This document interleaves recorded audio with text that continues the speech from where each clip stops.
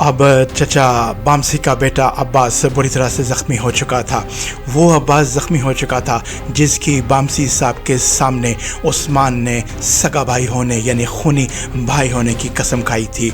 और चचा भी कौन, वो जो उसके वालिद के साथ सारी उम्र शाना बशाना मिलकर लड़ता रहा। चचा बामसी की बात हो रही है, उसका बेटा उसकी आंखों के सामने ज़ख्मी हो चुका था।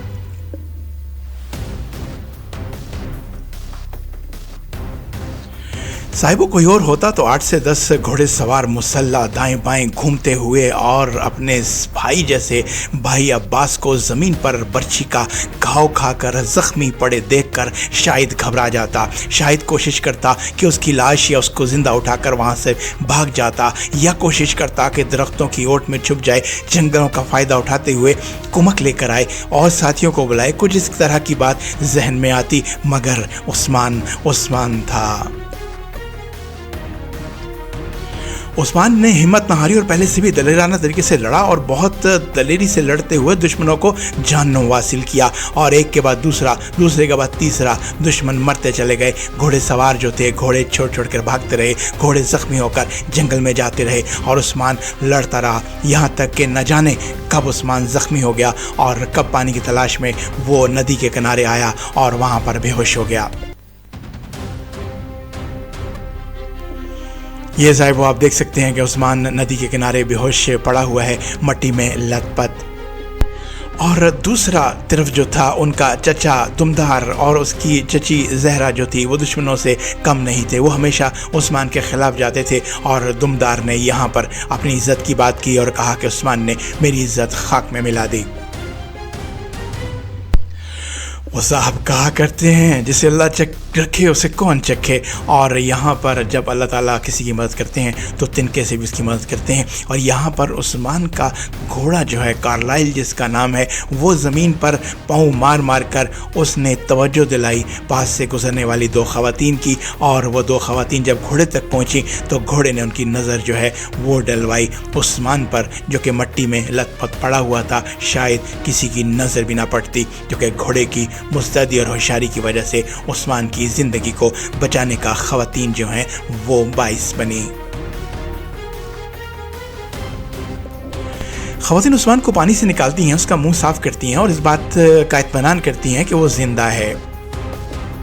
साहिबो दूसरी तरफ अब्बास जो कि ज़ख्मी पड़ा था आज मैदान जंग में और मौत और ज़िंदगी की कशमकश में से गुजर रहा था, उसका वालिद उसकी शादी की तैयारियां कर रहा था और बकरे ज़बा करने की तैयारियां कर रहा था। और उसकी मंगेतर जो थी वो मेहंदी लगा रही थी और तैयारियां पकड़ रही थी। और दूसरी तरफ अब्बास ज़िंदगी और मौत की कशमकश में। साहिब उन ख़वातीन ने उस्मान की ज़िंदगी बचाई, उसको पानी से निकाला घोड़े की मदद से घसीट कर और उसका मुंह साफ़ किया, उसका सांस चलाया। और जब वो इस काबिल हो गया कि उसको होश आ जाए या उसकी आंखें खुलना शुरू हुई तो वो दोनों ख़वातीन आनन फानन वहाँ से गायब हो गईं।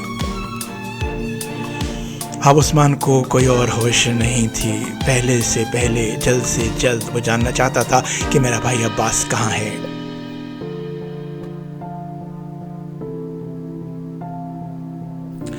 साहिब वो दूसरी तरफ शादी की तैयारियां जारी हैं। अब्बास की दुल्हन मेहंदी लगा रही है। आइगुल उसको बता रही है कि ये चीज़ तुम पर बहुत सस्ती है, तुम बहुत प्यारी लग रही हो, तुम जैसा ये चांद का टुकड़ा ऐसा लगता है जैसे ज़मीन पर आ गया है। आइगुल की बेतहाशा तारीफ़ों के सामने अब्बास की मंगेतर थोड़ा खामोश सी, थोड़ा घबराई सी। लेकिन साहिबो हुआ क्या, ये दोनों ख़वातीन बातें कर रही थी और उधर उस्मान जैसे ही सेहतियाब होता है अपना घोड़ा पकड़ता है और अपने भाई की तलाश में निकल पड़ता है। पूरा का पूरा काफिला जो था वो वापस आ चुका था। पूरा लश्कर जो था वो कबीले में, काई कबीले में दाखिल हो चुका था। तबल बज चुके थे और उस्मान और अब्बास गायब थे। साहिबो फिर तबल बजे और मनादी की गई, बताया गया कि कोई शायद दाखिल हो रहा है। सभी भाग कर आए, सभी जमा हो गए, छोटे बच्चे बूढ़े जवान सभी जमा हो गए। वामसी जो बाप था वो भी सभी कुछ भूलकर बकरों को ज़बा करने का और शादी की तैयारियां भूलकर वो भी दरवाजे की तरफ भागा, कबीले का बड़ा गेट की तरफ भागा। मगर उसे क्या पता था कि ये ज़ख्मी कोई और नहीं, उसका लख्त जिगर है। उस्मान ने अब्बास को पीठ पर बांधा और बेताशा घोड़ा दौड़ाता हुआ कबीले में दाखिल हो गया। अब्बास की मंगेतर हैरान कौन देख रही है कि अब्बास किसको लेकर आया है।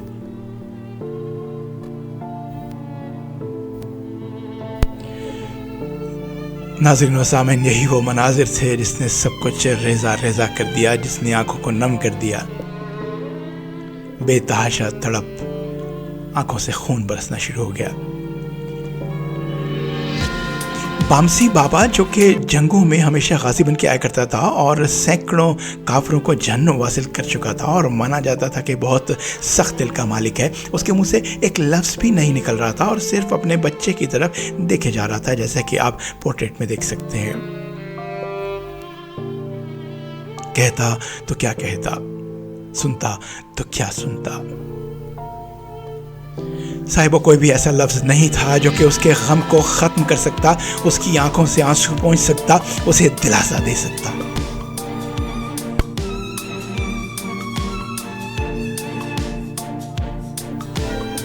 साहिब उस्मान की कारकर्दगी की वजह से मैदान जंग से अपने भाई को यहाँ उठा कर ले आया और अब चीखों पुकार के बाद कि किसी डॉक्टर को बुलाओ, किसी मसीहा को बुलाओ, किसी हकीम को बुलाओ, लेकिन शायद सभी को नज़र आ रहा था, उस्मान को नज़र नहीं आ रहा था कि अब्बास के पास वक्त बहुत कम है।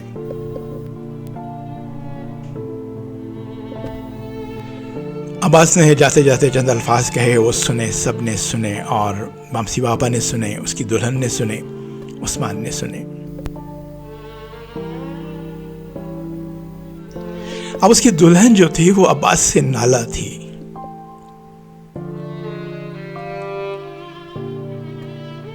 बोली कि क्या तुम अपने खून जैसे खूनी रिश्ते वाले भाई को बचा ना सके?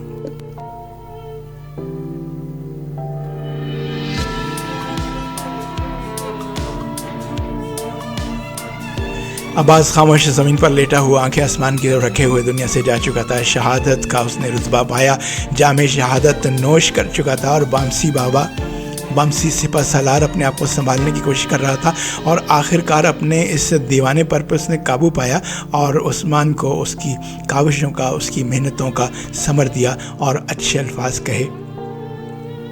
और क्या कहा? और कहा कि तुम जो कर सकते थे तुमने किया।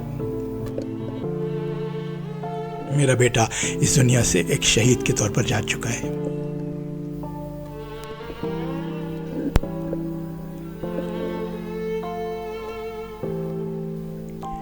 और बामसी बाबा चिल्लाया, बहुत जोर से चिल्लाया कि अब मैं शहीद का वालिद हूं।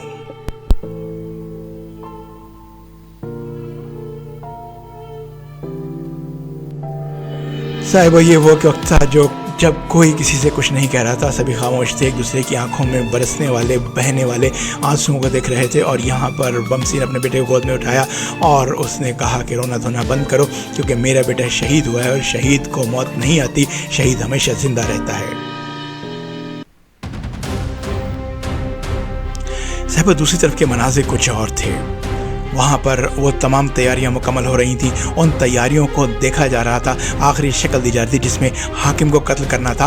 और सोफिया अपनी चालाक नज़रों से तीर बरसाती हुई अपने सिपह सलार के पास पहुँचती है और उससे पूछती है, तुम्हें जो काम दिया गया था तुमने वो क्यों नहीं किया, क्यों उस्मान बच गया? मेघाला आंखें नीचे करके कहता है कि उस्मान तो बच गया, लेकिन हमने उसके एक बहुत भाइयों जैसे भाई अब्बास को ख़त्म कर दिया। ये सुनकर सोफिया के चेहरे पर मुस्कुराहट आती है और वो दाद देती है और कहती है, बहुत खूब। अब साहब, ये दो ख़वातीन जो हैं, ये अभी तक इनका किरदार जो है, एक इनमें बाला खातून है और दूसरी इनकी सहेली हैं, और ये जो है ये गिरजा के अंदर सारी एक्टिविटी हो रही है और ये आपस में बातें कर रही हैं और ये याद कर रही हैं कि नक्शे के हिसाब से तमाम तर दौलत जो है वो एक ऐसी जगह छुपी हुई है जहाँ से आसमान नज़र आता है, जहाँ से सितारे नज़र आते हैं। और जब नक्शे गौर से देखा गया तो आखिरकार ये तय पाया कि वो कमरा जो है वो सोफिया का कमरा है।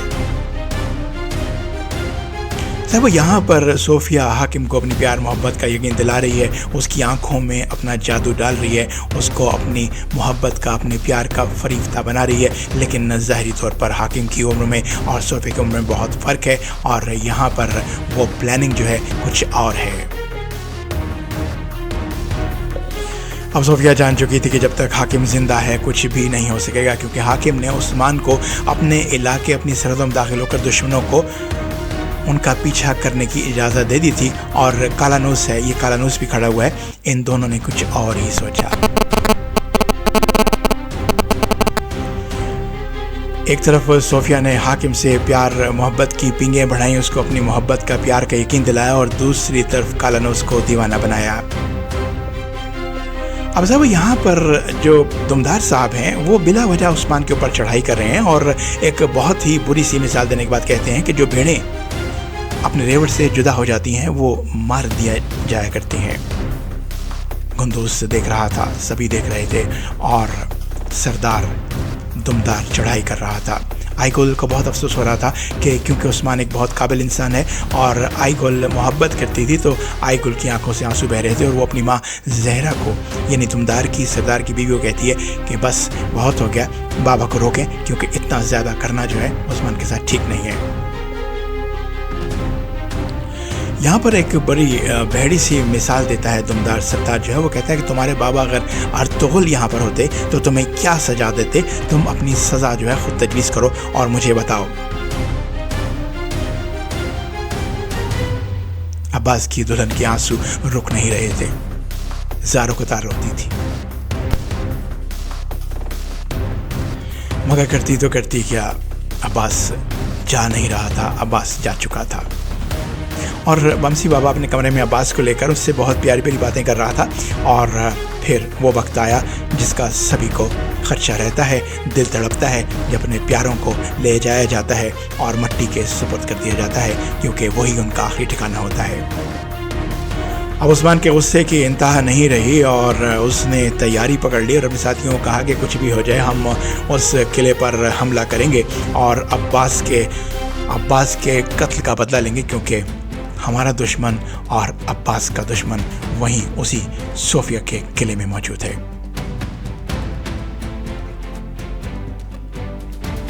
अब साहब ये दो ख़वातीन इस बूढ़े पादरी के साथ मिलकर नक्शा पढ़ रही हैं, सब कुछ समझ रही हैं, और क्योंकि आने वाले दिनों में इन्होंने सोफिया के कमरे और उसके गिरदोनवा का जायज़ा लेना है।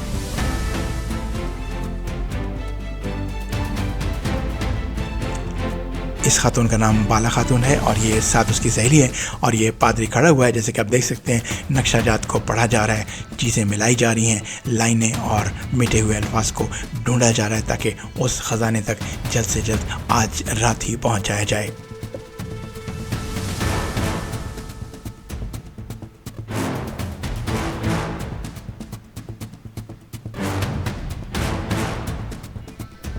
यहाँ से वो कालानूस का किरदार जो है वो खुलकर सामने आ जाता है। सोफिया ये कहती है कि मैं बहुत ज़्यादा जो है बर्दाश्त कर चुकी हूँ हाकिम को। हाकिम ना सिर्फ बूढ़ा है बल्कि जालिम है, अपनी बात पर अड़ जाता है और नुकसान पहुँचा रहा है।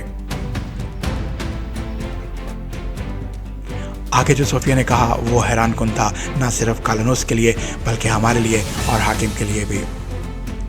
सोफिया कालानूस का हाथ पकड़ती है, अपने सीने पर रखती है और कहती है कि बस बहुत हो गया, अब मैं तुम्हारी मोहब्बत में और जुल्म बर्दाश्त नहीं कर सकती। आंखें आंसुओं से भर लेती है और बस ये सभी कुछ काफ़ी था कालानूस को अपनी मोहब्बत में गिरफ्तार करने के लिए।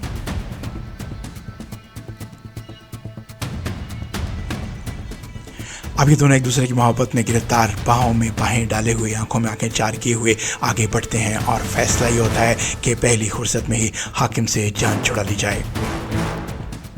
ये साहिब वो दूसरी तरफ दिखाया जा रहा है कि बाला खातून है और साथ उनकी जो दोस्त हैं।